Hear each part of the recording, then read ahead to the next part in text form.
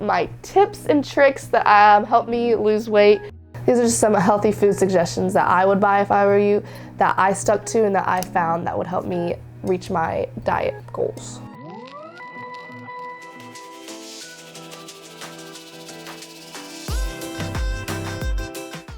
But before we get into the video, I just want to give a little disclaimer. I'm not a nutritionist, a dietitian, a health professional.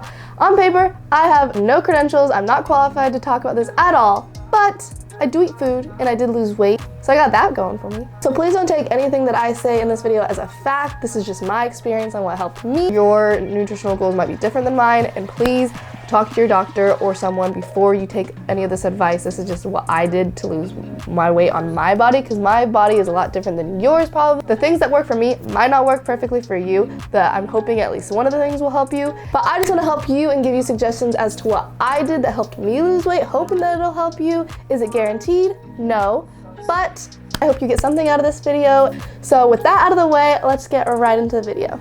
First off, the snacks.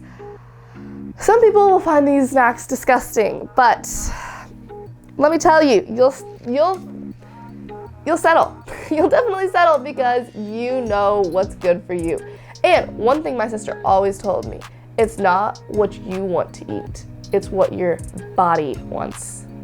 So you can't just eat because, oh, I'm craving this, I want this food. No, you have to eat it because your body needs these foods. As you're going along and trying to find healthy foods to eat, I made a list of like the healthiest foods that I found that I just stuck to, and I'm one of those people that like doesn't really need that big of a variety of foods to like eat. You know? I found a lot of key foods. I snack on them whenever I'm eating them and they're healthy. So the first thing are these little cauliflower Cheez-Its, I called them. Like 110 calories for 40 little pieces of them. They're just like the healthier versions of Cheez-Its. That's what I'd think of. I'd buy the cheesy ones. There's also salt ones, and there's also like seasonal pumpkin ones, which they're okay. They were good whenever you wanted something like sugary.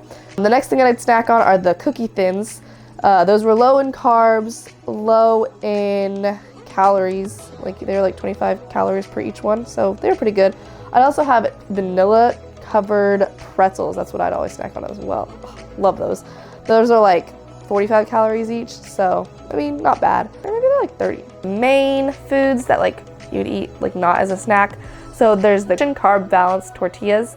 Those just have less carbs than normal tortillas and around the same amount of calories. It's a little bit, give or take a few less. But those, they taste like normal tortillas, normal flour tortillas, not corn tortillas. But they're good. The next one is Oikio's yogurt. That has a lot of protein, 15 grams of protein, 100 calories. I think they taste good.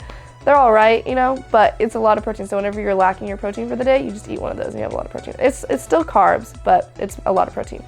The next one are the light string cheese. Those were just like a good, I guess this is a snack as well. They're just 50 calories. So whenever you're feeling something like cheese, it has fat, but you know, it's yummy. The next is the zero carb bread. Recently found new Hawaiian bread that's less calories, but I ate zero carb bread all summer. It was nasty for sure, but it was less carbs, so I'd eat it. And then the next thing are the pasta zero. I describe these as octopus balloon spaghetti. My dad hated them, but you know, it worked. You just drizzle the sauce on top. You couldn't even taste a thing. And then you take a bite and then you just put the bread right in your mouth, even though the bread was nasty too. It's all good. I'm not dying inside. But yeah, very few calories, it was like you're eating nothing, but you still filled up your belly. I'd eat broccoli all the time. I ate broccoli literally for breakfast, lunch, and dinner. Not breakfast, lunch and dinner every single day.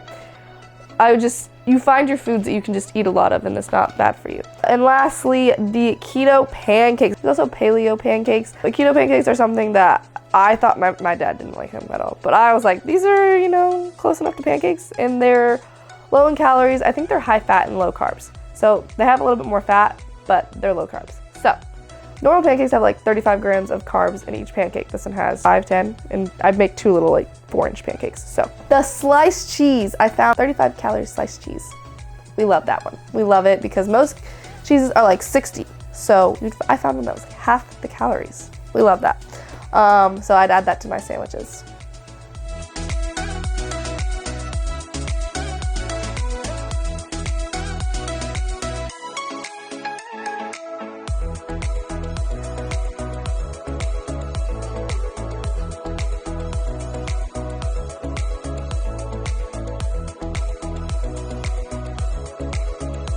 Lastly, we're gonna go over the tips that I'd suggest just to help you keep you motivated and help you be informed. My first one is to make the MyFitnessPal app on your front page. So whenever you open up your phone, you just click it and you can add it quickly. Like it's not on like the third page you have to swipe over. It's just something little like that can help you not be so like not wanting to add your food.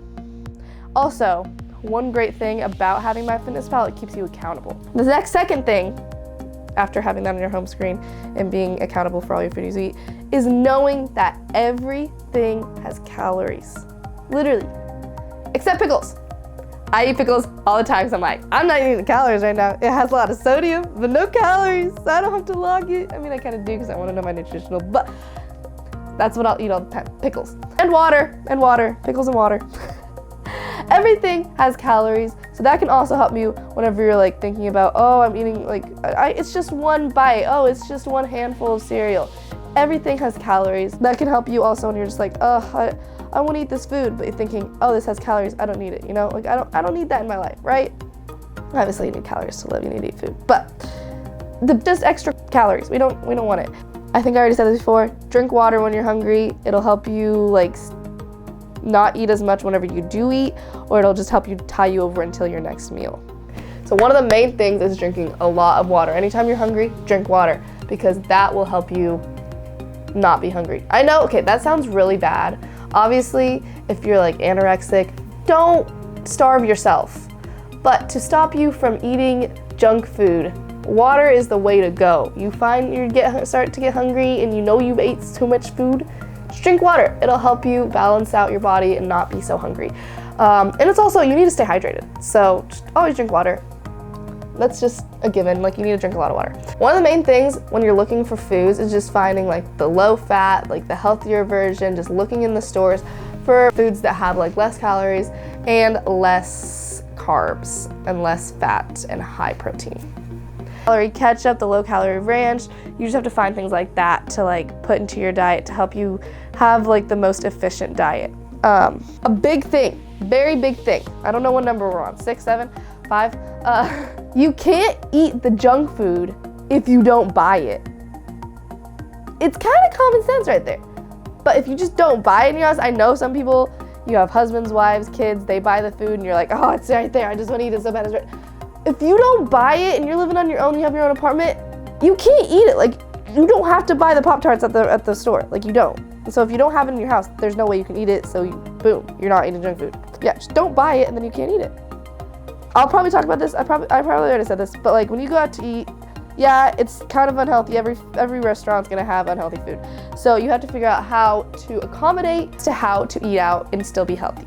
One big thing is taking out the bun. Like you don't need 2 buns. It tastes pretty much the same. Just eat, like put the part in your mouth that has the bun on it. Take the top bun off. You don't need it. It's just extra carbs, extra calories. We don't want it. Dressing, just don't use as much.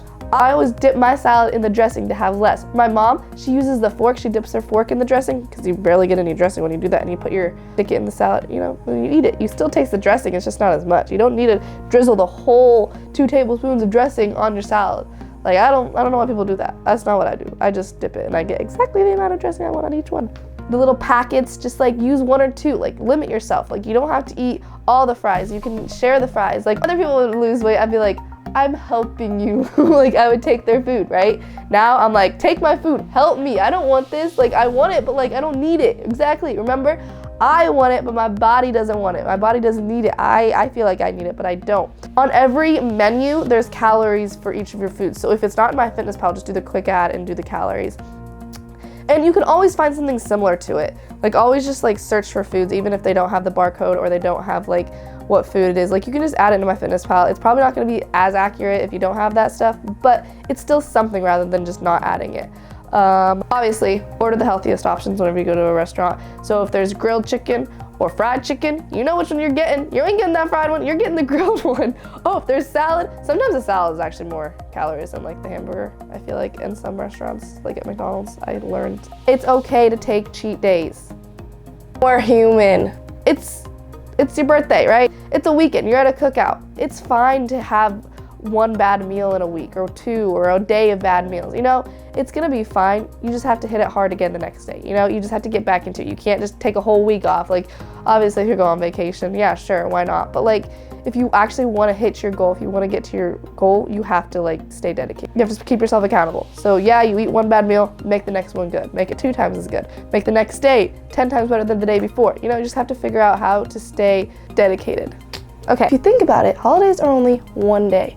One meal, maybe 2 if you have more family, but like, you just have one cheat day, one meal. And so you can't make that excuse that, oh, the holidays, you know, I have all this junk food here. Well, there's gonna be junk food. There is gonna be temptations. They're gonna be making sweets, and you're gonna have to say no. But it's just one meal.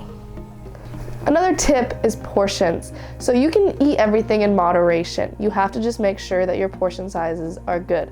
That's why you look at the portion on each of your foods, just smaller portions.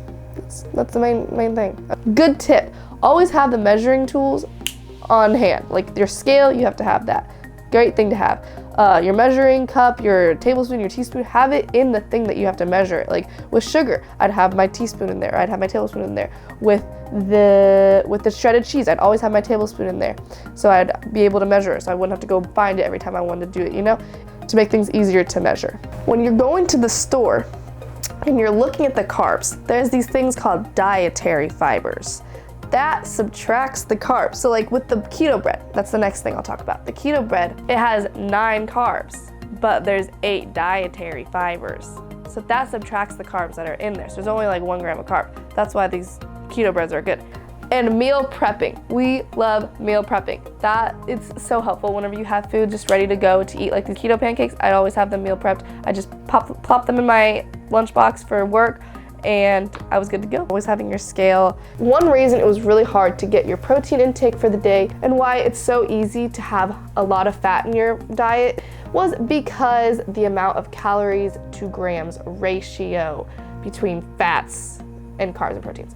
So for every gram of carb and for every gram of protein, it's 4 calories. For every gram of fat, it's 9 calories. So that's why fat is like double the amount, almost over double the amount. Of every gram of fat would be like over half the amount of calories as you would get for proteins and carbs. That's why it's so easy to eat too much fat and not enough protein, because you have to eat double the amount of protein to equal your grams or the calories and grams of fat, which is so annoying because I would never get enough protein a day and I'd always have too much fat. So last tip, whenever you're trying to figure out what food you want to eat, just put it in MyFitnessPal, even if you don't eat it, just to see how it's gonna affect your macros and your calories. Because if it's gonna make your go astronomically differently, I mean, I don't think most foods are gonna change that much, but like if you're trying to hit that goal, you're so close to 50% carbs, 20% fat, and 30% protein, and like whatever you're gonna eat is gonna make it like switch a lot, like just don't eat it. Like you can like test which foods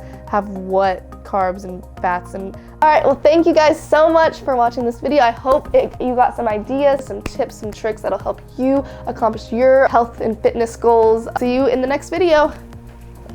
Peace out. Peace out.